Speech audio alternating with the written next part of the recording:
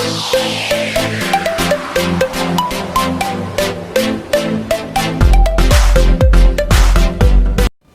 morning dear students, welcome to another class of chemistry. So in the last class we discussed about the group 15 members of the P block elements, right?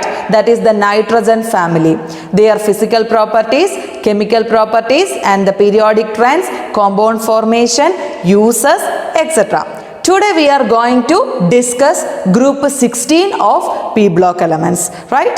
And we know that group 16 elements are known as oxygen family. Why? Because these groups started from element oxygen. So this is known as oxygen family. And the members of group 16 are oxygen, sulfur, selenium, tellurium and polonium. Okay, so let's start. First of all, we have to study the physical properties of group 16 members. And the first physical property is general electronic configuration. What is the general electronic configuration of group 16 members? That is NS2 NP4. Let's go through the configuration of each elements in group 16. We can see that oxygen have configuration helium 2s2 2p4, sulfur have neon 3s2 3p4, selenium argon 3d10 4s2 4p4 like tellurium and polonium. Okay, while observing we can see that these all elements have the outer electronic configuration is S contain 2 electron and P contain 4 electron, right? So the general electronic configuration become NS2 NP4. Okay.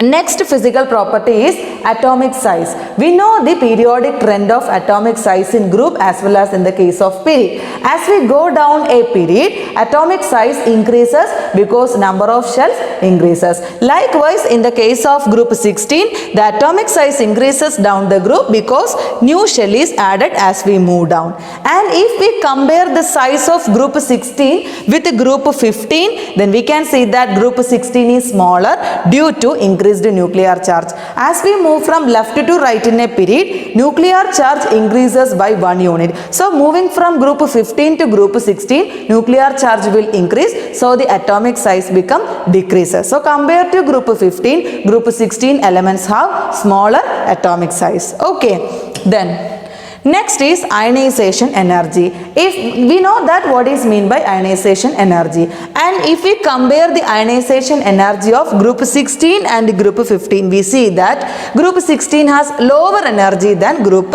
15 because of half-filled stable electronic configuration of group 15. Just remember the periodic trend of ionization energy while we moving from left to right in a period. We know that when moving from left to right in a period, ionization energy increases. Okay, so by thinking normally, as we move from group 15 to group 16, ionization energy become increases. But there is an exceptional case. The ionization energy of group 16 is lower than group 15. So that is an exceptional case. Why? It is because in the case of group 15, there is a half-filled electronic configuration is present. Just look, half-filled electronic configuration. We know that the maximum number of electron that can accommodated in a p subshell is 6. So NP3 means that is a half-filled electronic configuration. We know that half-filled and completely filled electronic configuration are extra stable. So more energy is required to remove an electron from an extra stable configuration. So more energy is needed in the case of group 15. So compared to group 16, group 15 have high ionization energy. So that is an exceptional case. So just note it. Okay. Then as we move down the group, as usual, ionization energy decreases because as the size increases down the group. Right. Then next physical property is electronegativity. What is electronegativity? The tendency of an atom to hold the shared pair of electrons by itself is known as electronegativity. We know that as we move from left to right in a period or left to right in the case of a periodic table, electronegativity increases because the most electronegative elements are present on the right side of the periodic table. So as we move from group 15 to group 16, electronegativity also increases. And the second most electronegative group is also the group 16. The second most electronegative, the second highest electronegativity അല്ലെങ്കിൽ electronegative group of the periodic table is group 16, and oxygen is the second most electronegative element in the periodic table. Oxygen is the second most electronegative. And what is the periodic trend in the case of group? As we move down the group, as size increases, electronegativity decreases. Okay. Next physical property is oxidation state. They generally show -2 oxidation state. Oxygen family, or in the case of group 16, members generally show -2 oxidation state, and in the case of oxygen it also generally show -2 oxidation state, but there is also an exceptional case. In the case of the compound OF2, oxygen show +2 oxidation state, and in the case of O2F2, oxygen show +1 oxidation state. Why in these two cases oxygen show positive oxidation states? Because in the case of OF2 and O2F2, fluorine is the most electronegative. Fluorine can more electronegativity compared to oxygen. Therefore, oxygen show positive oxidation state in these compounds only. Otherwise, it will show -2 oxidation state generally. Okay. Then, in the case of sulfur, it will show oxidation state +2, +4 and +6 because of vacant d orbital. We know that due to the availability of vacant d orbital, yes, what happens? They can show variable oxidation state. Likewise, sulfur and the other members in that group, they present vacant d orbital. Due to this, they can show variable oxidation state. Okay, just calculate the oxidation state of sulfur. In sulfur dioxide, you will get +4, and in the case of sulphuric acid, you will get +6, and in the case of hydrogen sulfide, you will get -2. Okay, so down the group, the vacant d orbital are present. Therefore, all the other members also show +2, +4 and +6 oxidation state. Clear? And next one is anomalous behavior of oxygen. We know that what is mean by anomalous behavior. The difference in behavior compared to the rest of the members in a group is known as anomalous behavior. Oxygen also show different behavior compared to the rest of the members in that group. So what are the anomalous behavior shown by oxygen? Oxygen has smallest size, and it has highest ionization energy, and oxygen, there is no vacant d orbital is present, and it is highly electronegative in its family. Okay, so next physical property is electron gain enthalpy. What is mean by electron gain enthalpy? Yes, it is the amount of energy released when an atom picks up an electron. Amount of energy released, right? So what is the periodic trend of electron gain enthalpy in the case of group and also in the case of a period? In the case of a group, electron gain enthalpy, as we move down in a group, electron gain enthalpy become less negative, and in the case of a period, when we move from left to right, what happens? Electron gain enthalpy become more and more negative because of the increased nuclear charge, right? So that is also here. Along period, it is more negative because of attraction towards electron because of increased nuclear charge. Then down the group, electron gain enthalpy keeps on becoming less negative because nuclear charge decreases because the size increases. Okay, then yes, and in the case of electron gain enthalpy, in the case of electron gain enthalpy, we are familiar with the general periodic trend in period and group, and so we expect a trend in the case of oxygen family, that is oxygen has highest electron gain enthalpy compared to sulfur, right? But that is a wrong trend. That is an exceptional case. In the case of oxygen family, oxygen has lesser electron gain enthalpy compared to sulfur. അതായത് normally ഒരു ഗ്രൂപ്പിലെയും പീരീഡിലെയും electron gain എൻതാൽപ്പിയുടെ trend നമുക്കറിയാം. അല്ലേ? ഗ്രൂപ്പിൽ താഴേക്ക് വരുമ്പോൾ electron gain enthalpy less negative ആകുമെന്നും പീരീഡിൽ left to right move ചെയ്യുമ്പോൾ അത് മോർ ആൻഡ് മോർ നെഗറ്റീവ് ആകുമെന്നും നമുക്കറിയാം, അല്ലയോ? അതെ. അപ്പോൾ ഓക്സിജൻ ഫാമിലി നമ്മൾ എടുക്കുന്ന സമയത്ത് നമ്മൾ എക്സ്പെക്ട് ചെയ്യുന്ന ട്രെൻഡ് എന്താണ്? താഴേക്ക് വരുമ്പോൾ കുറഞ്ഞു കുറഞ്ഞു വരണം, ലെസ് നെഗറ്റീവായി വരണമെന്നാണ് നമ്മൾ വിചാരിക്കുന്നത്. അപ്പോൾ എന്താ, ഓക്സിജനേക്കാളും ലെസ് നെഗറ്റീവ് ആയിരിക്കും സൾഫർ എന്നാണല്ലോ നമ്മൾ ചിന്തിക്കുന്നത്. പക്ഷേ അതൊരു എക്സെപ്ഷണൽ കേസാണ്. ഓക്സിജനേക്കാളും മോർ നെഗറ്റീവ് ആണ് ആർക്ക്? സൾഫറിന്. മനസ്സിലായോ? അപ്പോൾ അതൊരു നോട്ട് ചെയ്യണം. Oxygen has less electron gain enthalpy than sulphur. എന്തുകൊണ്ടാണ്? Because of the small size of oxygen the incoming electron suffers more repulsion. Therefore electron gain enthalpy is less negative as compare to sulphur. ഓക്സിജന്റെ കേസിൽ പുതിയതായിട്ട് വരുന്ന ഇലക്ട്രോണിന് അയാൾക്ക് size കുറവാണ്. അതുകൊണ്ട് പുതിയതായിട്ട് വരുന്ന ഇലക്ട്രോണിന് ഭയങ്കരമായിട്ട് റിപ്പൽഷൻ അനുഭവപ്പെടും. ആ റിപ്പൽഷന്റെ ഫലമായിട്ട് അയാളുടെ electron gain enthalpy less negative ആയിട്ട് മാറും. അതേസമയം സൾഫറിന് അതിനേക്കാളും കൂടുതൽ നെഗറ്റീവ് ആയിരിക്കും. സോ അതൊരു എക്സെപ്ഷണൽ കേസാണ്. നമ്മുടെ പി ബ്ലോക്ക് എലമെന്റ്സ് എന്ന ചാപ്റ്ററിന്റെ തന്നെ ഒരു സ്പെഷ്യാലിറ്റിയാണ് ഇത്തരം ചില ക്വസ്റ്റ്യൻസ്. ഒരുപാട് സ്മോൾ ക്വസ്റ്റ്യൻസ് ഉണ്ടാവും, ഷോർട്ട് ക്വസ്റ്റ്യൻസ് ഒത്തിരി ഉണ്ടാവും. അപ്പോൾ ഈ പറഞ്ഞ പോലെ ഓരോ സെൻറ്റൻസിനിടയിൽ നിന്നും ഓരോ ക്വസ്റ്റ്യൻ കണ്ടെത്തി നമ്മൾ പഠിക്കണം. എങ്കിൽ മാത്രമേ നമുക്കത് നല്ല രീതിയിൽ ആൻസർ ചെയ്യാനായിട്ട് സാധിക്കുകയുള്ളൂ. Okay, then next is this whole group is called chalcogens as they are ore forming. These members of the group 16 are ore forming members. They form ores, so they are also known as chalcogens. Example, we know that the aluminium has bauxite or lead galena, mercury cinnabar and zinc blende and many other ores. Okay,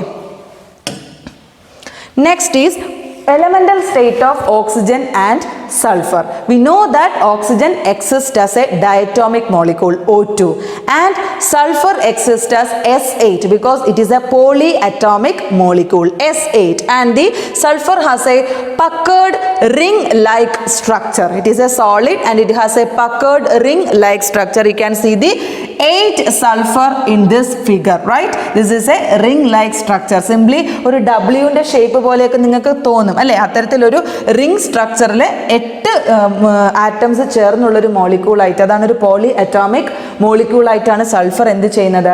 elemental സ്റ്റേറ്റിൽ exist ചെയ്യുന്നത്. Okay, then sulfur has a crown like structure. In the case of oxygen, p-pi bonding takes place, but in the case of sulfur no such bonding takes place. That is the reason for oxygen exists as a gas and sulfur exists as a solid. അങ്ങനെയും ഒരു question പരീക്ഷയ്ക്ക് ചോദിക്കാം. Oxygen ഒരു gas ആയിട്ടും sulphur ഒരു solid ആയിട്ടും exist ചെയ്യുന്നതിന്റെ reason ചോദിച്ചാൽ ഓക്സിജന്റെ കേസിൽ p-pi bonding is present, but in the case of sulfur no such bonding is present. So oxygen exists as a gas and sulfur exists as a solid, right? Yes. Then so these are the physical properties shown by the group 16 members. Next is the chemical properties of group 16 elements. The first one, trend in the chemical reactions. The order of reactivity of group elements, that is oxygen is more reactive than sulfur, which is more reactive than selenium and which is more reactive than tellurium, which means that as we move down reactivity decreases. Okay, so oxygen is quite reactive in the case of group 16. Okay, then next, oxygen in this group is quite reactive because the bond between oxygen atom is quite strong. We know that double bond is present between oxygen atoms, so that is quite strong. So more energy is required to break such a bond. Okay, so the amount of energy required to break that bond is 493.3 kilojoule per mole. Okay, almost all reactions of oxygen are exothermic. Exothermic means heat energy is released. Therefore the reactions are called combustion reaction. Almost all the reactions of oxygen are exothermic, so those reactions are known as combustion reaction. And the most stable compounds of group 16 is the compound formed by selenium and tellurium, that is selenides and tellurides. Then reaction with hydrogen. When group 16 elements combine with hydrogen, they form hydrides with general formula H2E. ഇവിടെ ഒരു E ഉണ്ട് കേട്ടോ. General ആയിട്ട് എലമെന്റിനെ സൂചിപ്പിക്കുന്ന ഒരു E ഉണ്ട്, H2E എന്നുണ്ട്. അതായത് എന്താണ്, ഗ്രൂപ്പ് 16ലെ എലമെന്റ്സ് ഹൈഡ്രജനുമായിട്ട് റിയാക്ട് ചെയ്യുമ്പോൾ അവർ ഹൈഡ്രൈഡ്സിനെ ഫോം ചെയ്യും. ആ ഹൈഡ്രൈഡ്സിനെ ഫോം ചെയ്യുന്ന അവരുടെ ജനറൽ ഫോമുലയാണ് H2E എന്ന് പറയുന്നത്. അപ്പോൾ അത് ജസ്റ്റ് കൊടുത്തിട്ടുണ്ട് കണ്ടോ, H2O ഓക്സിജൻ ഉണ്ടാക്കുന്ന ഹൈഡ്രൈഡ് ആണ് H2O അഥവാ വാട്ടർ എന്ന് പറയുന്നത്. സൾഫർ ഉണ്ടാക്കുന്നത് H2S hydrogen sulphide. The hydride formed by selenium is H2SC hydrogen selenide. The hydride formed by tellurium is H2Te, that is hydrogen telluride. Okay, then next, all of them have bent geometry with sp3 hybridization. All the elements in group 16 have bent geometry or V shape. We already studied in chemical bonding in the +1 classes, right? And they have sp3 hybridization. This is the geometry, that is the bent shape, that here is the structure of water. Okay. Next, the properties of hydrides. What are the properties of hydrides? The first one is bond angle, that you already discussed in the case of group 15. That same case also here, that is the bond angle decreases down the group, and the order of decrease of bond angle is H2O greater than H2S greater than H2SC greater than H2Te. Why bond angle decreases when we go down the group? Because the size of the central atom increases.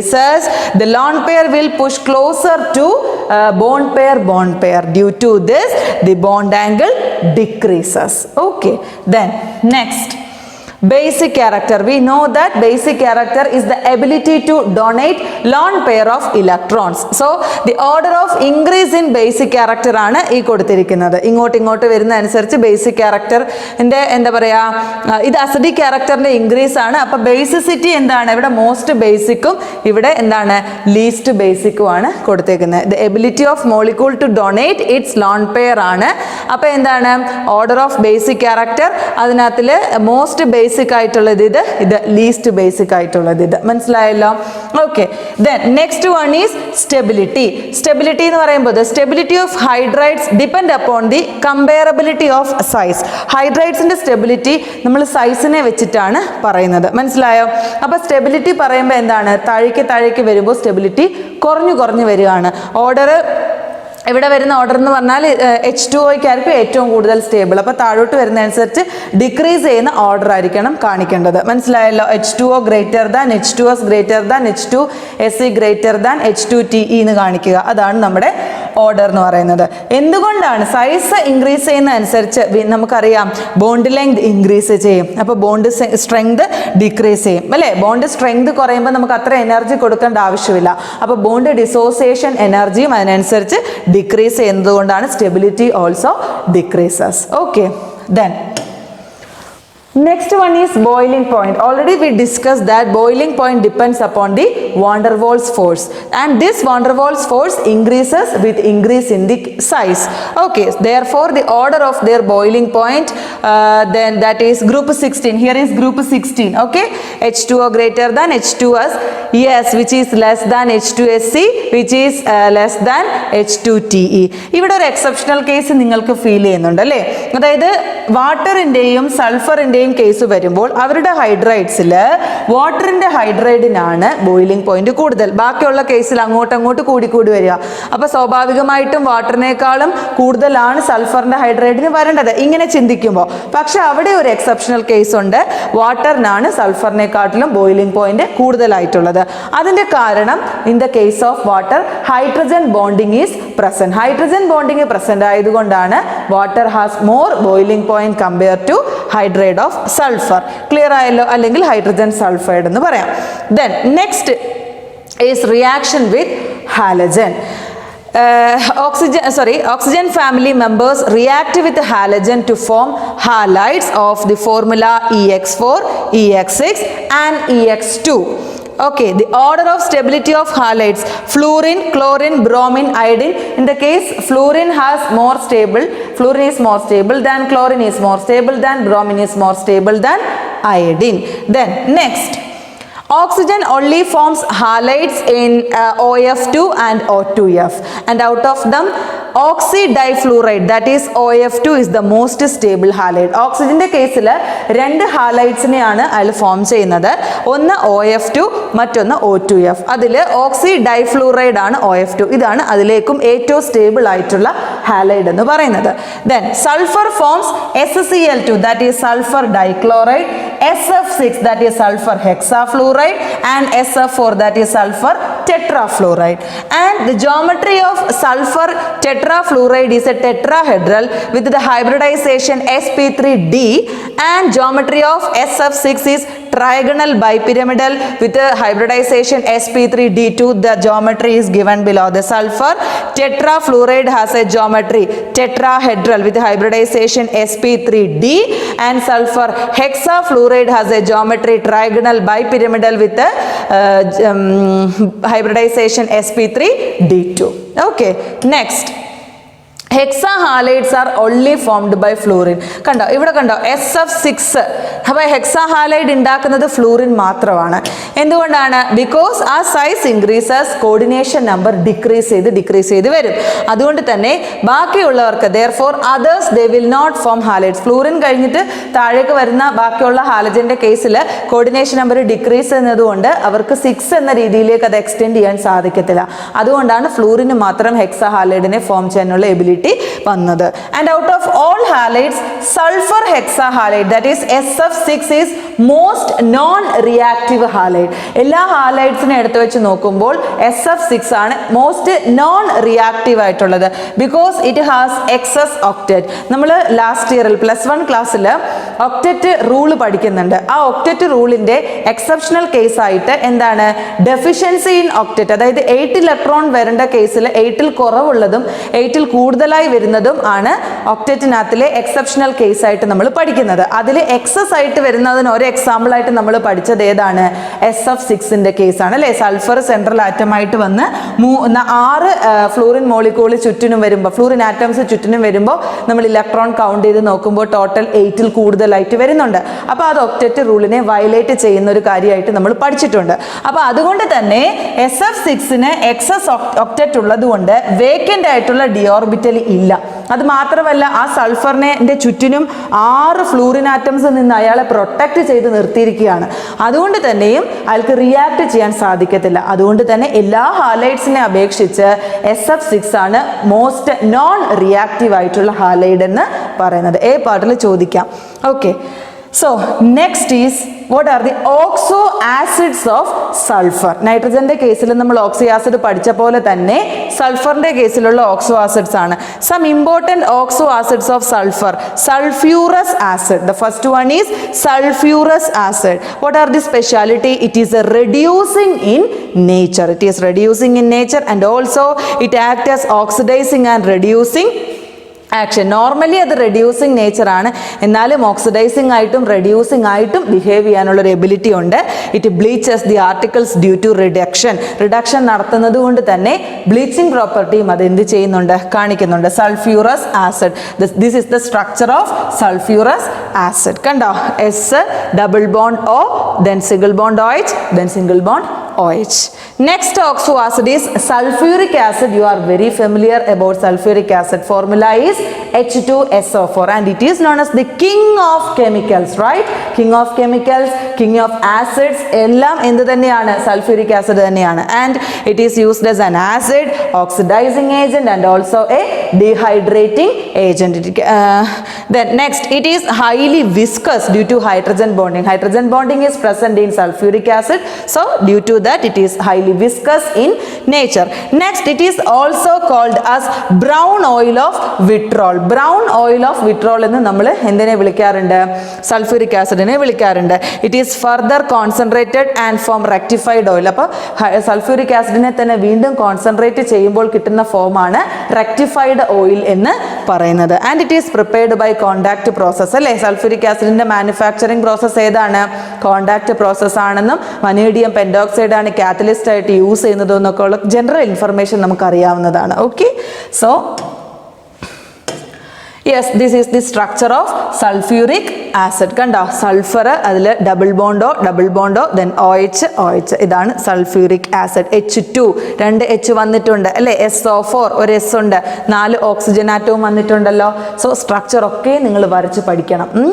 Then next oxo acid is Thiosulfurous acid. Thiosulfurous acid.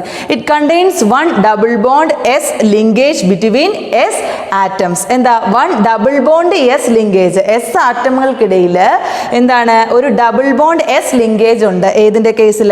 Thiosulfurous acidന്റെ കേസിൽ. കണ്ടോ, S ആറ്റങ്ങൾക്കിടയിൽ double bond S linkage ആണ് കൊടുത്തിരിക്കുന്നത്. S ആറ്റങ്ങൾക്കിടയിൽ ഒരു ഇവിടെ അതാ പറഞ്ഞേക്കുന്നത് it contains one double bond S linkage between S atoms. S ആറ്റംസിന്റെ ഇടയിൽ ഒരു ഡബിൾ ബോണ്ട് എസ് ലിങ്കേജ് നിങ്ങൾക്ക് കാണാനായിട്ട് സാധിക്കുന്നത്. അതാണ് ഈ എസ് എ ലിങ്കേജ് എന്ന് കൊടുത്തിരിക്കുന്നത്. This is the structure of Thiosulfuric acid. Then next is Dithionos acid. Dithionos acid. It contains one SS bond. And ഇവിടെ ഒരു സിംഗിൾ ബോണ്ടേ ഉള്ളൂ. എസും എസും തമ്മിൽ ഒരു സിംഗിൾ ബോണ്ടേ ഉള്ളൂ അല്ലേ. ആൻഡ് അതിൻ്റെ സ്ട്രക്ചറാണ്. ഇതിൽ കൂടുതലായിട്ട് ഡീറ്റെയിലിനൊന്നും നിങ്ങൾ പോകണ്ട. ജസ്റ്റ് അതിൻ്റെ സ്ട്രക്ചർ പഠിക്കുക. ഇതുപോലെ അതിൻ്റെ ബോണ്ടിങ് പറഞ്ഞിട്ടുണ്ടെങ്കിൽ അത് പഠിക്കുക. അത്ര മാത്രം നിങ്ങൾ ഓക്സോ ആസിഡിൻ്റെ കേസിൽ ഫോക്കസ് ചെയ്താൽ മതി. So this is the structure of Dithionos acid. Then next is Pyrosulfuric acid. Pyrosulfuric acid. It is also known as oleum. H2S2O7. Okay, oleum. That is also used for the preparation of sulfuric acid. Then it contains one SS linkage. അതിനകത്തിലും സൾഫറിന്റെ ഒരു linkage വരുന്നുണ്ട്. And sulfur dissolves in oleum to give clear, brightly colored solution which contains polyatomic sulfur cations of general formula S4 2-. എന്താ പറഞ്ഞിരിക്കുന്നത്? ഈ സൾഫറിനെ നമ്മൾ ഈ ഒലിയത്തിനകത്തിൽ dissolve ചെയ്താൽ നമുക്ക് വളരെ ക്ലിയർ ആയിട്ടുള്ള ഒരു കളേർഡ് സൊല്യൂഷൻ കിട്ടും. ആ കളേർഡ് സൊല്യൂഷനകത്തിൽ എന്തുണ്ട്? പോളിഅറ്റോമിക് സൾഫർ കാറ്റയോൺസ് ഉണ്ട്. അതിൻ്റെ ജനറൽ ഫോർമുലയാണ് S4 2- എന്ന് കൊടുത്തിരിക്കുന്നത്. മനസ്സിലായോ? എന്ത് ചെയ്യുമ്പോഴാണ്? സൾഫറിനെ ഒലിയത്തിൽ ഡിസോൾവ് ചെയ്യുമ്പോഴാണ് അതിനകത്തിൽ നമുക്ക് പോളിഅറ്റോമിക് സൾഫർ കാറ്റയോൺസിനെ കിട്ടുന്നത്. Okay, then the colour of solution depends upon the time of reaction and strength of oleum. അപ്പം നമ്മൾ ഇതിനെ സൾഫറിനെ ഒലിയത്തിൽ ഡിസോൾവ് ചെയ്യുമ്പോൾ കളേർഡ് സൊല്യൂഷൻ കിട്ടുമെന്ന് നമ്മൾ പറഞ്ഞു. ആ സൊല്യൂഷൻ്റെ കളർ ആ റിയാക്ഷൻ്റെ ടൈമിനെയും അതേപോലെ ഒലിയത്തിൻ്റെ സ്ട്രെങ്ത് എത്രത്തോളം ഉണ്ട് അതിനെയും ഡിപ്പെൻഡ് ചെയ്തിട്ടിരിക്കും കിട്ടുന്ന സൊല്യൂഷൻ്റെ കളർ എത്രത്തോളം ബ്രൈറ്റ് ആകാം ലെസ് ആകാം എന്നുള്ളത്. ഓക്കെ, ദെൻ ഇത് ബ്രൈറ്റ് യെല്ലോ കളർ സൊല്യൂഷൻ ആണെങ്കിൽ അതിനകത്തിൽ എന്തുണ്ട്? S4 2- അയോൺസ് ഉണ്ട്. ഇനി ഡീപ്പ് ബ്ലൂ കളർ സൊല്യൂഷൻ ആണെങ്കിൽ അതിലുള്ളത് S8 2+ ആയിരിക്കും, 2+ കാറ്റയോൺ ആയിരിക്കും. എന്നാൽ ബ്രൈറ്റ് റെഡ് സൊല്യൂഷൻ ആണെങ്കിൽ നമ്മൾ പ്രതീക്ഷിക്കാത്ത ഒരു കാറ്റയോൺ ആണ് S19 2+ ആയിരിക്കും ഉണ്ടാവുന്നത്. അതൊരു അൺഎക്സ്പെക്റ്റഡ് ആയിട്ടുള്ള ഒരു കാറ്റയോൺ. അപ്പോൾ അങ്ങനെ ഒലിയത്തിൻ്റെ സ്ട്രെങ്ത് ഡിഫറെൻ്റ് ആവുന്ന അനുസരിച്ച് colour of the solution also changes. And here is the structure of Pyrosulfuric acid. H2S2O7. കണ്ടോ, 2 ഹൈഡ്രജൻ ഉണ്ട്, 2 സൾഫർ ഉണ്ട്, 7 ഓക്സിജൻ ആറ്റം വരുന്നുണ്ട്. 1 2 3 4 5 6 and 7. So this is the structure of Pyrosulfuric acid. The next is Dithionic acid, and it also contains one SS bond. And here is the structure of Dithionic acid. കണ്ടോ, ഇതിൻ്റെ bonding ഒക്കെ ഒന്ന് ശ്രദ്ധിച്ച് വെക്കുക. A part ക്വസ്റ്റ്യനിൽ structure വരയ്ക്കാനായിട്ട് ചോദിക്കാറുണ്ട്. Then next is Peroxy monosulfuric acid. Peroxy monosulfuric acid. It contains one peroxo group. ഈ ഒരു ഗ്രൂപ്പാണ് പെറോക്സോ ഗ്രൂപ്പ് എന്ന് ഉദ്ദേശിക്കുന്നത് കേട്ടോ. Peroxo group. And it is also known as Caro's acid എന്ന് നമ്മളതിനെ വിളിക്കാറുണ്ട്. ഒരു പെറോക്സോ ഗ്രൂപ്പ് അതിനകത്തിൽ അടങ്ങിയിട്ടുണ്ട്. ആൻഡ് ഇനിറ്റ് O2 വരുന്നതാണല്ലോ പെറോക്സോ, നമുക്കറിയാം. അതാണ് കണ്ടോ, ഇവിടെ ഒരു പെറോക്സോ ഗ്രൂപ്പ് കാണുന്നുണ്ട്. Init oxidation state of sulphur നിങ്ങൾ ഇവിടെ ഒന്ന് കാൽക്കുലേറ്റ് ചെയ്താൽ you will get +6. Okay, and this is the structure of peroxy monosulfuric acid, right? Then next, okay, so ഇത്രയാണ് എന്തെന്ന് പറയുന്നത് ഓക്സി ആസിഡ്സ് ഓഫ് സൾഫർ എന്ന് പറയുന്നത്. ക്ലിയർ ആയിട്ടുണ്ടല്ലോ. So next we are going to study dioxygen. Dioxygen, we know that O2, right? Oxygen is 21% by volume of air. നമ്മുടെ എയറിൽ 21% oxygen ഉണ്ട് എന്നുള്ള കാര്യം നമുക്കറിയാം. And it is prepared by Carl Wilhelm Scheele and the other reactions were done by Joseph Priestley. ആദ്യം അതിനെ ഒന്ന് prepare ചെയ്തത് കോൾ വിൽഹം ഷീൽ ആണെങ്കിലും ഓക്സിജന്റെ ബാക്കിയുള്ള റിയാക്ഷൻസ് ഒക്കെ കണ്ടെത്തിയത് ജോസഫ് പ്രീസ്ലി ആണ്. അതുകൊണ്ട് തന്നെ നമുക്ക് ജോസഫ് പ്രീസ്ലി ആണ് ഓക്സിജന്റെ ഒരു ഡിസ്കവറർ എന്ന രീതിയിൽ ഇപ്പോഴും അറിയപ്പെടുന്നത്. Then which are the isotopes of oxygen? O16, O17 and O18. The next is preparation of dioxygen. How can we prepare dioxygen? General method of preparation is we get oxygen whenever we heat any metal oxide. ഏതൊരു metal ഓക്സൈഡിനെ എടുത്ത് heat ചെയ്താലും നമുക്ക് ആരെ കിട്ടും? ഡയോക്സിജനെ prepare ചെയ്യാം. അതൊരു general ആയിട്ടുള്ള method of preparation ആണ്. ഇപ്പോൾ ഇവിടെ എക്സാമ്പിൾ ആയിട്ട് മെർക്കുറസ് ഓക്സൈഡ്, അതേപോലെ തന്നെ മഗ്നീഷ്യം ഓക്സൈഡ് കൊടുത്തിട്ടുണ്ട്. ഇതുപോലെ ഏത് ഓക്സൈഡ് എടുത്ത് നമ്മൾ ഹീറ്റ് ചെയ്താലും we get oxygen. Okay, so this is the general method of preparation of oxygen. Then what is the laboratory method for the preparation of oxygen? Yes, by heating potassium chlorate. Potassium chlorate is KClO3. So by heating potassium chlorate we get oxygen as the product, and also potassium chloride is another byproduct. And this reactions occurs on heating only in the presence of MnO2 at 420 Kelvin. Manganese dioxide in the presence 420 Kelvin ടെമ്പറേച്ചറിൽ നമ്മൾ ഈ potassium ക്ലോറേറ്റിനെ heat ചെയ്താൽ മാത്രമായിരിക്കും നമുക്ക് ആരെ കിട്ടുന്നത്? ഓക്സിജനെ കിട്ടുന്നത്. അപ്പോൾ ലബോറട്ടറിയിൽ നമുക്ക് ഈ രീതിയിൽ ഓക്സിജനെ എന്ത് ചെയ്യാം? പ്രിപ്പയർ ചെയ്യാൻ സാധിക്കും. And what is the industrial preparation for the preparation of oxygen? That is electrolysis of water. You are all familiar about the electrolysis of water അല്ലേ? വാട്ടറിനെ നമ്മൾ ഇലക്ട്രോളിസിസ് നടത്തുമ്പോഴാണ് നമുക്ക് ആരെയൊക്കെ കിട്ടുന്നത്? ഹൈഡ്രജനെയും അതേപോലെ തന്നെ ഓക്സിജനെയും കിട്ടുന്നു എന്നുള്ള കാര്യം നമുക്കറിയാം. And the silent electric discharge is passed so that the reaction do not becomes reversible. അപ്പോൾ നമ്മൾ സൈലന്റ് ഇലക്ട്രിക് ഡിസ്ചാർജ് ആണ് കൊടുക്കുന്നതെങ്കിൽ എന്ത് ചെയ്യാം? ഈ റിയാക്ഷൻ റിവേഴ്സിബിൾ ആവത്തില്ല. അപ്പോൾ നമുക്കത് അങ്ങനെ തന്നെ നിൽക്കും. അപ്പോൾ ഇലക്ട്രോളിസിസ് നടത്തുമ്പോൾ വാട്ടറിന് ഡീകമ്പോസിഷൻ സംഭവിച്ചിട്ട് ഹൈഡ്രജനെയും ഓക്സിജനെയും നമുക്ക് കിട്ടും. അപ്പോൾ ഈ പല രീതിയിലും നമുക്ക് എന്ത് ചെയ്യാം? അപ്പോൾ ജനറൽ മെത്തേഡ് ഓഫ് പ്രിപ്പറേഷനായി, അതേപോലെ ലബോറട്ടറി മെത്തേഡ് പ്രിപ്പറേഷനായി, അതേപോലെ ഇൻഡസ്ട്രിയൽ പ്രിപ്പറേഷനായി അല്ലേ? അപ്പോൾ പല രീതിയിൽ നമുക്ക് ഓക്സിജനെ എന്ത് ചെയ്യാം? പ്രിപ്പയർ ചെയ്യാനായിട്ട് സാധിക്കും. Then what are the properties of dioxygen? Oxygen is a colorless, odorless and tasteless gas, and it is soluble in water. It is highly inflammable അല്ലേ? അത് കത്താൻ സഹായിക്കുന്ന ഗ്യാസ് ആണെന്ന് നമുക്കറിയാം. Then what are the chemical properties? It is neutral to litmus solution. It is the supporter of combustion അല്ലേ? കത്താൻ സഹായിക്കുന്നു. And it oxidizes food and produce energy. അതാണല്ലോ നമ്മുടെ ബോഡിയിൽ നടക്കുന്ന കാര്യം. അപ്പോൾ അത് നമുക്കറിയാം.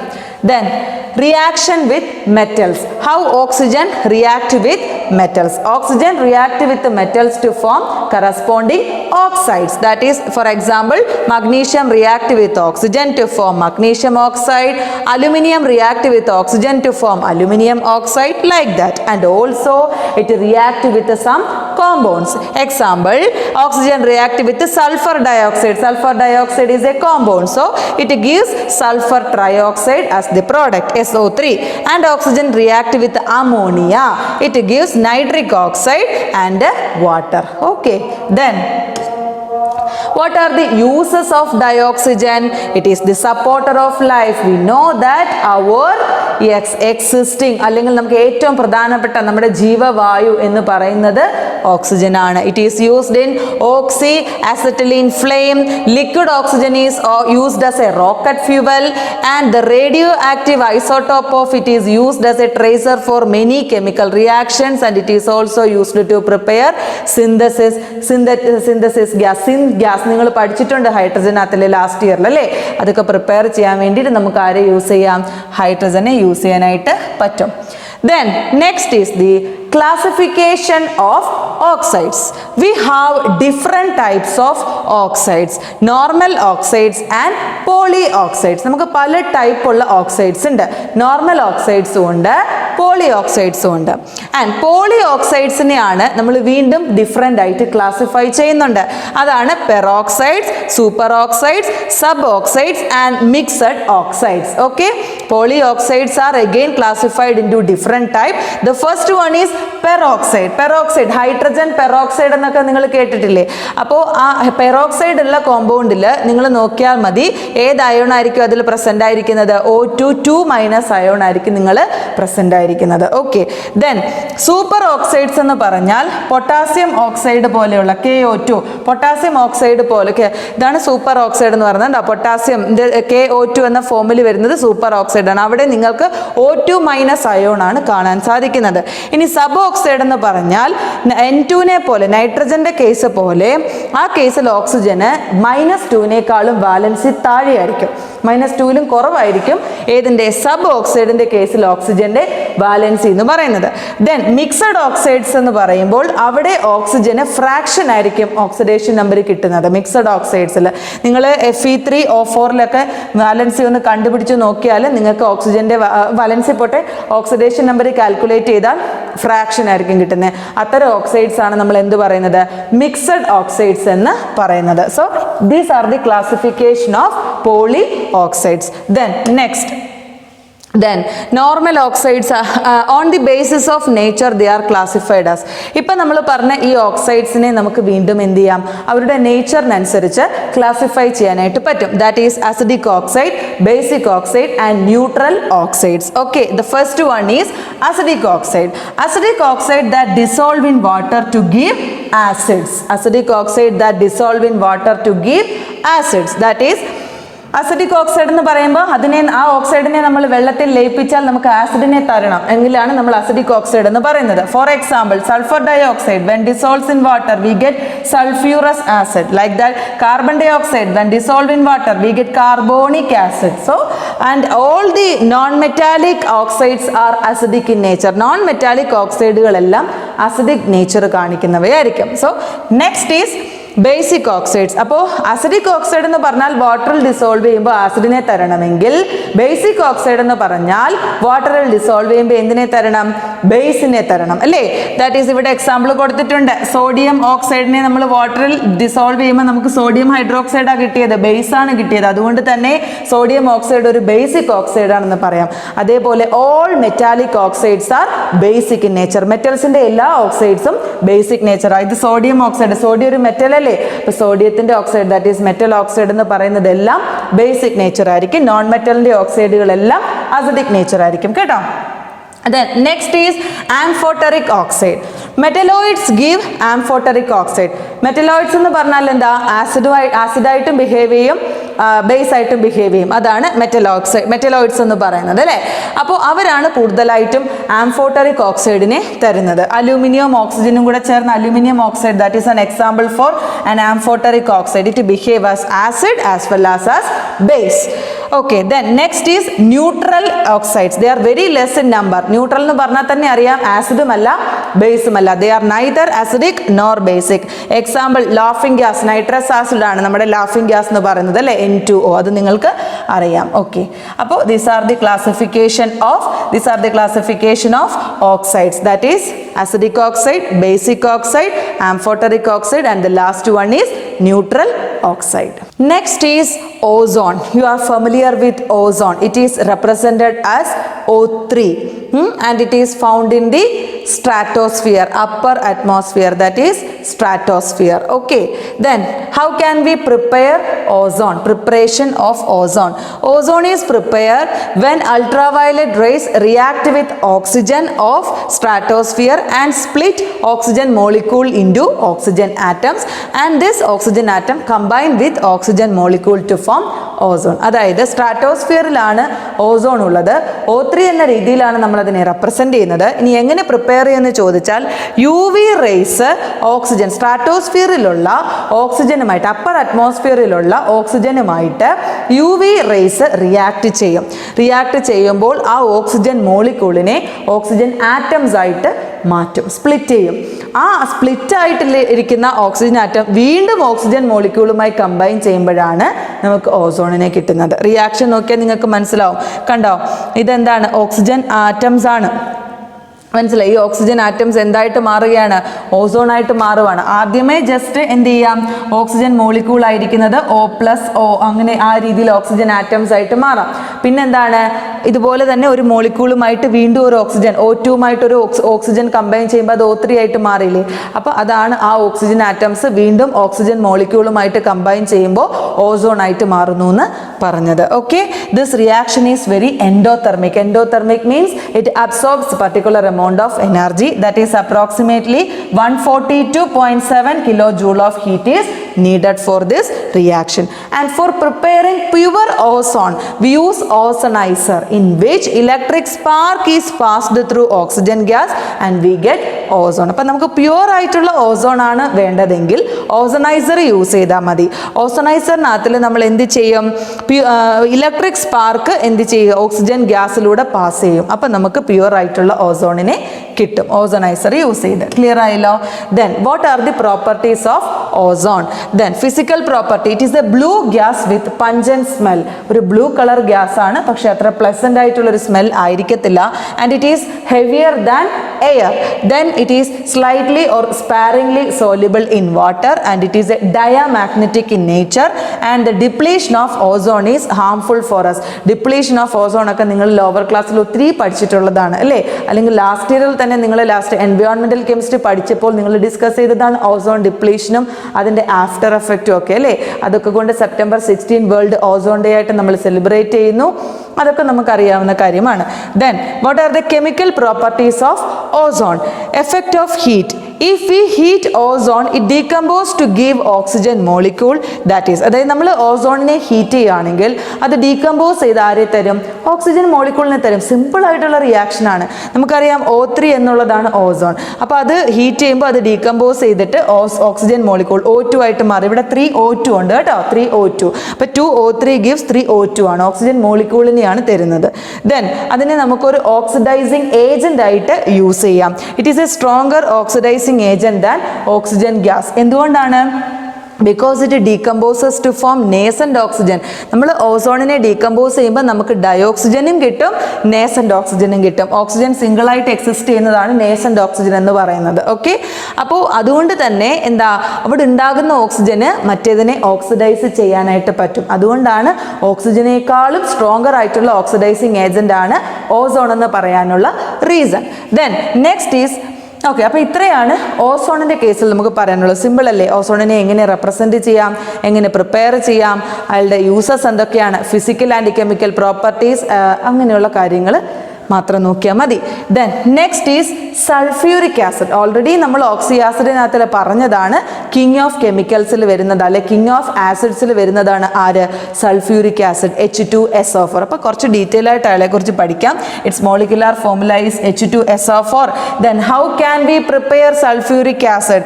The industrial process for preparing sulphuric acid is known as contact process, അല്ലേ? It is prepared from contact process. അപ്പോൾ ആ കോണ്ടാക്ട് പ്രോസസ് നമുക്ക് ഇവിടെ പഠിക്കാനുണ്ട്. 2-3 സ്റ്റെപ്പേ ഉള്ളൂ, അത് സിമ്പിൾ ആണ്. നമ്മൾ ഒലിയം ഡിസ്കസ് ചെയ്ത സമയത്ത് പറഞ്ഞിരുന്നു കോണ്ടാക്ട് പ്രോസസ്സിൽ സൾഫ്യൂരിക് ആസിഡിന്റെ പ്രിപ്പറേഷൻ കേസിൽ നമുക്ക് ആരെ ആവശ്യമുണ്ട്? ഒലിയത്തിനെ ആവശ്യമുണ്ടെന്ന് പറഞ്ഞിരുന്നു. സോ നമുക്ക് ഓരോ സ്റ്റെപ്പായിട്ട് പഠിക്കാം. സിമ്പിൾ 2-3 സ്റ്റെപ്പേ ഉള്ളൂ. First step is preparation of sulphur dioxide. എങ്ങനെയാണ് നമ്മൾ സൾഫർ ഡയോക്സൈഡിനെ പ്രിപ്പയർ ചെയ്യുന്നത്? ഡയറക്റ്റ് അല്ലേ? സൾഫറിനെയും ഓക്സിജനെയും കൂടി റിയാക്ട് ചെയ്താൽ മതി, നമുക്ക് സൾഫർ ഡയോക്സൈഡ് കിട്ടും. That is sulphur plus oxygen gives sulfur dioxide. The first step is preparation of sulfur dioxide by reacting sulfur with oxygen.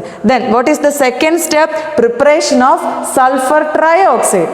അതായത് സൾഫർ ഡയോക്സൈഡിനെ വീണ്ടും നമ്മൾ ഒരു ഓക്സിജനുമായിട്ട് റിയാക്ട് ചെയ്യിക്കുമ്പോഴാണ് നമുക്ക് സൾഫർ ട്രയോക്സൈഡിനെ കിട്ടുന്നത്. ദാറ്റ് ഈസ് ഈ കിട്ടിയ സൾഫർ ഡയോക്സൈഡ് SO2 പ്ലസ് വീണ്ടും ഒരു ഓക്സിജൻ നമുക്ക് ആരെ കിട്ടും? സൾഫർ ട്രയോക്സൈഡ് SO3നെ കിട്ടും. ദെൻ മൂന്നാമത്തെ സ്റ്റെപ്പ് എന്താണ്? Reaction of sulphur trioxide with concentrated sulphuric acid. നമുക്ക് പ്യുവർ ആയിട്ടുള്ള സൾഫ്യൂരിക് ആസിഡാണ് വേണ്ടത്. അപ്പോൾ ഇപ്പോൾ കിട്ടിയ സൾഫർ ട്രയോക്സൈഡിനെ കോൺസെൻട്രേറ്റഡ് സൾഫ്യൂരിക് ആസിഡിൽ വെച്ചിട്ട് നമ്മൾ എന്ത് ചെയ്യുന്നു? റിയാക്ട് ചെയ്യിപ്പിക്കുന്നു. SO3 plus H2SO4. അപ്പോഴാണ് നമുക്ക് ആരെ കിട്ടുന്നത്? ഒലിയം H2S2O7 കിട്ടുന്നത്. ഇനി ഒലിയത്തിനെ വാട്ടറിൽ ഡിസോൾവ് ചെയ്യുമ്പോൾ അല്ലെങ്കിൽ ഡൈല്യൂട്ട് ചെയ്യുമ്പോൾ പ്യുവർ ആയിട്ട് ആയിട്ടുള്ള ഡൈല്യൂട്ട് ആയിട്ടുള്ള സൾഫ്യൂരിക് ആസിഡിനെ നമുക്ക് കിട്ടും. മനസ്സിലായോ? അപ്പോൾ ഈ സൾഫ്യൂരിക് ആസിഡ് എന്ന് പറയുന്നത് 99% പ്യുവർ ആയിട്ടുള്ളതായിരിക്കും. മനസ്സിലായല്ലോ? So sulphuric acid can be prepared by contact process. The first step is preparation of sulfur dioxide, that is sulfur react with oxygen to form sulfur dioxide. Second step is preparation of sulfur trioxide, that is sulfur dioxide on reacting with oxygen to give sulfur trioxide. Then third step is preparation of oleum. This sulfur trioxide on reacting with concentrated sulfuric acid we get oleum, that is H2S2O7. And the last step is diluting oleum, we get sulfuric acid as the pure form, dilute sulfuric acid, that is oleum react with water to form H2SO4 dilute, which is 99% pure in nature. So this is the preparation of sulfuric acid, which is known as conduct process, and the catalyst used for conduct process is V2O5, that is vanadium pentoxide. Clear? And what are the properties? It is highly reactive.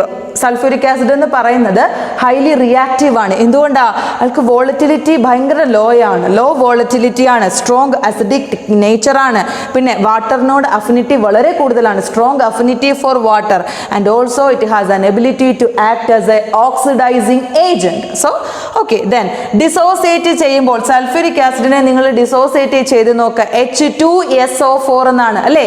H2SO4നെ ആദ്യം dissociate ചെയ്യുമ്പോൾ H+ഉം HSO4 minus എന്നും വരും അല്ലേ. അപ്പോൾ ഒരു hydrogen അയോണും then ഇത് bisulphate അല്ലെങ്കിൽ hydrogen sulphate എന്ന് പറയാം. ഇനി ഇവിടെ വീണ്ടും ഡിസോസിയേഷൻ പോസിബിൾ ആണ്, ബിക്കോസ് ഇവിടെ വീണ്ടും ഒരു H+ അയോൺ ഉണ്ട്. അപ്പോൾ HSO4 മൈനസിനെ വീണ്ടും ഡിസോസിയേറ്റ് ചെയ്യുമ്പോൾ വീണ്ടും ഒരു H+ അയോണും പിന്നെ നമ്മുടെ സൾഫേറ്റ് അയോണും നമുക്ക് കിട്ടും. അപ്പോൾ എത്ര H+ അയോണിനെ ഇയാൾക്ക് ഡൊണേറ്റ് ചെയ്യാൻ പറ്റി? 2 എണ്ണം അല്ലേ. ഡിസോസിയേറ്റ് ചെയ്തപ്പോൾ 2 H+ അയോൺസിനെ തരാൻ സാധിച്ചു. അപ്പോൾ അതിനെ നമ്മൾ എന്താ പറയുന്നത്? ഡൈ ബേസിക് ആണെന്ന് പറയും അല്ലേ. അപ്പോൾ ബേസിസിറ്റി നമ്മൾ പറയുന്നത് how many hydrogen ions can be donated അല്ലേ. നമ്മൾ വാട്ടറിൽ ഡിസോൾവ് ചെയ്യുന്ന സമയത്ത് എത്രത്തോളം H+ അയോണിനെ തരാൻ സാധിക്കുന്നു എന്നുള്ളതാണ്. അപ്പോൾ സൾഫ്യൂരിക് ആസിഡിനെ സംബന്ധിച്ച് 2 H+ അയോൺസിനെ കൊടുക്കാൻ പറ്റും. So it is dibasic in nature. Okay, because of the formation of this bisulphate, ഇതാണ് ബൈസൾഫേറ്റ്, ഇത് സൾഫേറ്റ്. അപ്പോൾ ഇവരെ രണ്ടുപേരെയും ഫോം ചെയ്യാൻ സാധിക്കുന്നത് കൊണ്ട് തന്നെ 2 സോൾട്ടിനെയും ഫോം ചെയ്യാൻ ആർക്ക് പറ്റും? സൾഫ്യൂരിക് ആസിഡിന് പറ്റും. That is bisulfate and bisulfites, that is sodium bisulfate, NaHSO4 എന്ന് പറഞ്ഞാൽ സോഡിയം ബൈസൾഫേറ്റും Na2SO4 എന്ന് പറഞ്ഞാൽ സോഡിയം സൾഫേറ്റും ആണ്. ഈ 2 ഫോർമേഷൻ നടക്കുന്നത് കൊണ്ട് അയാൾക്ക് ഫോം ചെയ്യാൻ പറ്റുന്ന 2 പേരാണ് ഈ പറഞ്ഞത്. ക്ലിയർ ആയല്ലോ? ദെൻ ലോ വോളറ്റിലിറ്റി ആണെന്ന് നമ്മൾ പറഞ്ഞു. അപ്പോൾ ലോ വോളറ്റിലിറ്റി ആയതുകൊണ്ട് തന്നെ വോളറ്റൈൽ ആസിഡ്സിനെ പ്രിപ്പയർ ചെയ്യാൻ വേണ്ടി നമുക്ക് യൂസ് ചെയ്യാം. അതായത് ഹാലജൻ ആസിഡ്, HX എന്ന ജനറൽ ഫോർമുലയിലുള്ളതാണ് ഹാലജൻ ആസിഡ്. അപ്പോൾ ഹാലജൻ ആസിഡ്സിനെ, അത്തരം വോളറ്റൈൽ ആസിഡ്സിനെ പ്രിപ്പയർ ചെയ്യാൻ സൾഫ്യൂരിക് ആസിഡിനെ നമുക്ക് യൂസ് ചെയ്യാം. And also it behave as A dehydrating agent അല്ലേ. ഡീഹൈഡ്രേറ്റിംഗ് ഏജന്റ് എന്ന് പറഞ്ഞാൽ എന്താ? വാട്ടറിനെ അത് അബ്സോർബ് ചെയ്തെടുക്കും, ഇനി എലിമിനേറ്റ് ചെയ്യും. അതുകൊണ്ട് തന്നെ അത് സ്കിന്നിലൊക്കെ വീണ് കഴിഞ്ഞാൽ എന്താണ്? പൊള്ളിപ്പോ, നമുക്കറിയാം അല്ലേ, ബേണിംഗ് സെൻസേഷൻ ഉണ്ടാക്കുന്നതാണെന്ന്. Okay, and in a same way it can convert sugar solution in a black mass. നമുക്കറിയാം ഡീഹൈഡ്രേറ്റിംഗ് കാണിക്കാൻ വേണ്ടി ഷുഗറിലേക്ക് നമ്മൾ എന്ത് ആഡ് ചെയ്താൽ മതി? സൾഫ്യൂരിക് ആസിഡ് ആഡ് ചെയ്ത് നോക്കിയാൽ കുറച്ച് നേരം കഴിയുമ്പോൾ അതിങ്ങനെ ഒരു വെള്ളമൊക്കെ വാട്ടർ വലിച്ചെടുത്തിട്ട് കാർബൺ മാത്രമായിട്ട് നിൽക്കുന്ന ഒരു അവസ്ഥയിൽ ഒരു ബ്ലാക്ക് മാസ് ആയിട്ട് നിങ്ങൾ എക്സ്പെരിമെൻ്റ് ഒക്കെ കണ്ടിട്ടുള്ളവരാണ്. സോ ആ ഡീഹൈഡ്രേറ്റിംഗ് കപ്പാസിറ്റി ഉള്ളതുകൊണ്ടാണ് ഷുഗറിനെ ആ ഒരു ബ്ലാക്ക് മാസ് ആക്കി മാറ്റാൻ അതിന് സാധിക്കുന്നത്. Then it behave as an oxidizing agent. Then it oxidizes, ഒരു എക്സാമ്പിൾ കൊടുത്തേക്കുന്നതാണ്, കോപ്പറിനെ കോപ്പർ അയോൺ ആയിട്ട് ഓക്സിഡൈസ് ചെയ്യാനായിട്ട് അയാൾക്ക് സാധിക്കും. അതാണ് ഓക്സിഡൈസിങ് ഏജന്റ് ആണെന്ന് ആക്റ്റീവ് എന്ന് പറഞ്ഞത്. Then what are the uses of sulfuric acid? It is used for making so many fertilizers. It is the king of chemicals, so have wide use in industry. കെമിക്കൽസിന്റെ king എന്ന് പറഞ്ഞാൽ ഇൻഡസ്ട്രിയിൽ ഒരുപാട് കെമിക്കൽസിന്റെ preparation use ചെയ്യാൻ പറ്റുമെന്നല്ലേ അർത്ഥം. Then and it ഇപ്പൊ പറഞ്ഞു, it is a dehydrating agent, it acts as an oxidizing agent. ഇതൊക്കെ അതിന്റെ എന്താണ്? യൂസസ് ആണെന്ന് നമ്മൾ പറഞ്ഞു. മനസ്സിലായോ പറഞ്ഞത്? സോ ഇത്രയുമാണ് സൾഫ്യൂരിക് ആസിഡിനെ കുറിച്ച് നമുക്ക് പഠിക്കാനുള്ളത്. അപ്പോൾ ഇവിടെ കൊണ്ട് ഗ്രൂപ്പ് 16 എലമെൻസിൻ്റെ കേസ് കഴിയുവാണ് അല്ലേ. ഇപ്പം എന്തൊക്കെയാണ് നമ്മൾ ഡിസ്കസ് ചെയ്തത്? ഗ്രൂപ്പ് 16 എലമെൻറ്റ്സ് അഥവാ ഓക്സിജൻ ഫാമിലി പറഞ്ഞു, അതിലെ ഓരോ മെമ്പേഴ്സിൻ്റെ കേസും അവരുടെ ഫിസിക്കൽ പ്രോപ്പർട്ടീസിൻ്റെ ട്രെൻഡ് പറഞ്ഞു, ദെൻ കെമിക്കൽ പ്രോപ്പർട്ടീസ് ഓരോന്നായിട്ട് പറഞ്ഞു, ഹൈഡ്രൈഡ്സിൻ്റെ കേസ് പറഞ്ഞു, ഹാലജൻസ് ആയിട്ടുള്ള റിയാക്ഷൻസ് പറഞ്ഞു, ദെൻ ഓക്സി ആസിഡ്സ് പ്രിപ്പയർ ചെയ്യുന്ന അല്ലെങ്കിൽ അതിൻ്റെ പ്രോപ്പർട്ടീസിനെ കുറിച്ച് നമ്മൾ ഡിസ്കസ് ചെയ്തു, ഡയോക്സിജൻ്റെ പ്രിപ്പറേഷൻ പറഞ്ഞു, ഓസോണിൻ്റെ കേസ് പറഞ്ഞു, ദെൻ ഫൈനലി എന്താണ് സൾഫറിൻ്റെ കുറേ അധികം കോമ്പൗണ്ട്സിൻ്റെ കേസ് പറഞ്ഞു അല്ലേ. അതിനുശേഷം പിന്നെന്താ നമ്മൾ പറഞ്ഞത്? സൾഫ്യൂരിക് ആസിഡിൻ്റെ കേസും അതിൻ്റെ പ്രിപ്പറേഷനും പറഞ്ഞു. അപ്പോൾ ഇതോടുകൂടി നമ്മുടെ പി ബ്ലോക്കിൻ്റെ 16th ഗ്രൂപ്പും ഇവിടെ കഴിയുകയാണ്. അപ്പോൾ അടുത്ത ക്ലാസ്സിൽ നമുക്ക് 17 and 18th ഗ്രൂപ്പ് ഡിസ്കസ് ചെയ്യാം. Okay, thank you.